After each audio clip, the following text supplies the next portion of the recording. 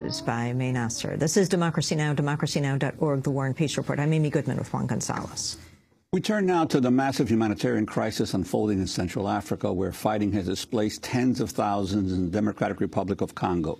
Rebels in Congo, believed to be backed by Rwanda, postponed their departure Friday from the key eastern city of Goma by 48 hours for logistical reasons, defying for a second time an ultimatum set by neighboring African countries and backed by Western diplomats. The move marks their second defiance of a demand by African leaders for them to retreat. Last week, the World Food Program suspended its distribution over security concerns, but it has now resumed activity in several refugee camps across the Congo. This is Wolfram Herfurth of the World Food Program. Today we are assisting in 12 sites, some 80,000 people with a 3-day ration of maize meal, pulses, oil and salt. They are all war-displaced population. Some of them are going home to their origin in Rwanda. Others are forced still to stay in the camps. Meanwhile, many who fled their homes amidst the fighting are looking to return, but thousands are still living in camps as the conflict drags on. The most important thing for us is peace. We want to go back to our homes because we grow our own food and do not depend on anyone. The food is too little here, and we are meant to share it for 3 days.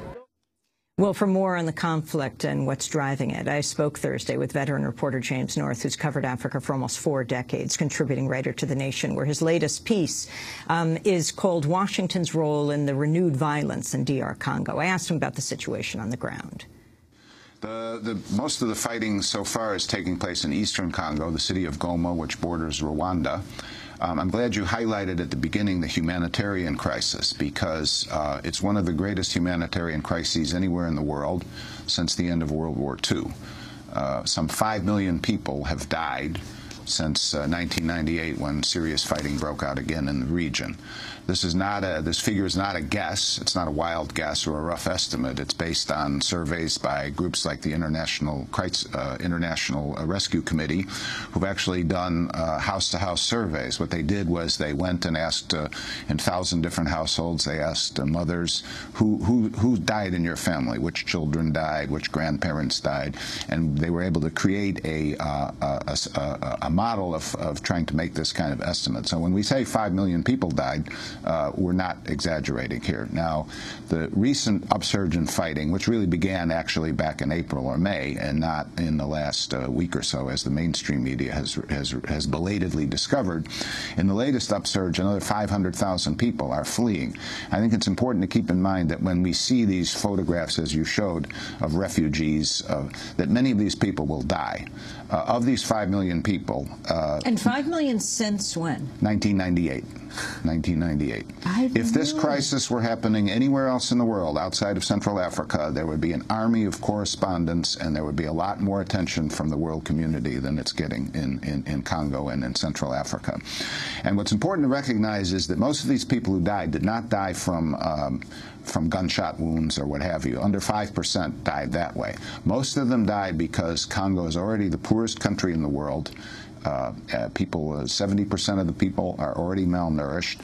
Disease is part of the normal landscape there. And so when fighting breaks out, what happens is that these people run for their lives. And so when you see in the refugee camp, as you just showed, when you see people like that, some of those people will be dead. The weaker ones, the younger ones, the older ones. And the important thing to keep in mind here, too, is that it looks at first, and if you were simply following the mainstream media, you would have this wrong view. It looks at first as though what's happening is just another factions hate each other. You know, one of my friends used to say that in the mainstream media, half the headlines for what comes out of there could just say armed factions hate each other, without giving any background or understanding. What's happening in Congo now, as we speak, is one of the worst failures of American foreign policy since in the last 10 or 15 years, and is also a failure on the part of the United Nations, which has nearly 20,000 so-called peacekeeping troops there, but which basically did nothing as the war started up again. So explain, who are the M23 rebels? Okay, the M23, 2 United Nations reports have said that they're basically controlled by Rwanda, which borders Congo to the east and which has interfered in Congolese life for the last 10, 15 years or so.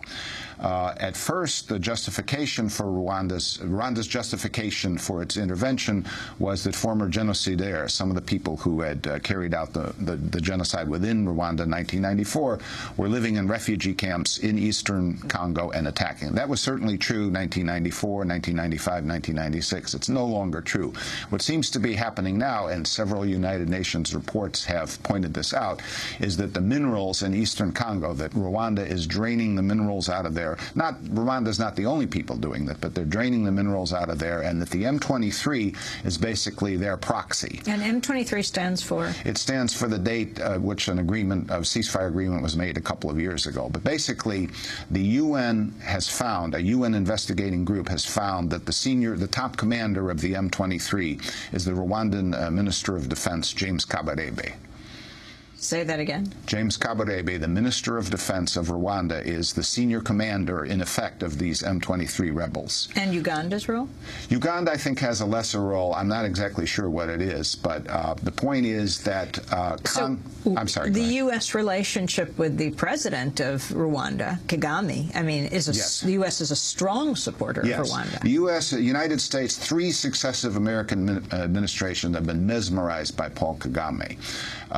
It is certainly true. I was in Rwanda 2 years ago. I was in Congo 6 months ago, but I was in Rwanda 2 years ago. And it's certainly true that in terms of development and, Rwanda has made some tremendous strides forward. Anyone who visits there can see that. At the same time, there's a more sinister side, which includes Rwanda's intervention in Congo.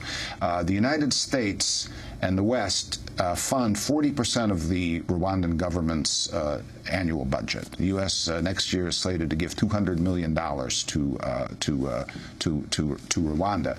If the United States were to put more pressure on Kagame and the Rwandan government, the upsurge in fighting that we're seeing out now, that's created all these refugees, would at least start to ease a little bit. It wouldn't solve the Eastern Congo's problems overnight, but it would start to basically improve the situation. Just to be clear, 40% of Rwanda's government budget is foreign aid. Yes. U.S., Britain. U.S. and Britain are the 2 largest donors, and the U.S. is slated to donate next year $200 million.